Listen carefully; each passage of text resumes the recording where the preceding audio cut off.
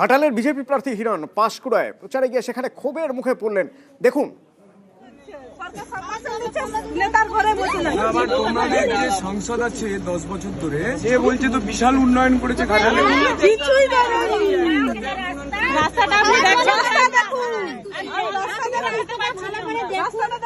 আমাদের কি সংসদ 10 বছরে এই এলাকায় একবারও আসেনি, কি আর বলবো, মাঠে জল খেতে হয়, খেলার জল ছেড়ে দিয়ে মাঠে আমাকে ধরে থাকে। 10 বছর ধরে একবারও আসেনি। প্রতিনিধি সুজিত আমার সঙ্গে রয়েছেন। সুজিত, কি হয়েছিল, কিসের ক্ষোভ? পশ্চিম মেদিনীপুরের ঘাটাল লোকসভা কেন্দ্রের মধ্যেই পড়ে পাঁশকুড়া, যে পশ্চিম বিধানসভা কেন্দ্র পূর্ব মেদিনীপুরের, সেখানেই এসেছিলেন আজকে ঘাটাল কেন্দ্রের বিজেপি প্রার্থী হিরণ।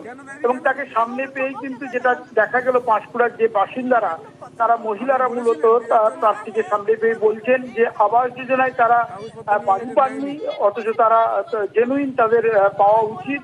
অন্যদিকে বার্ধক্য ভাতা, এই যে কেন্দ্রীয় প্রকল্পগুলো না পাওয়া নিয়েই তারা কিন্তু রীতিমতো হিরণকে সামনে পেয়ে ক্ষোভ উগরে দেন এবং তারা বলেন যে তারা কেন পাচ্ছেন না, এ ব্যাপারে উদ্যোগ নেই কেন।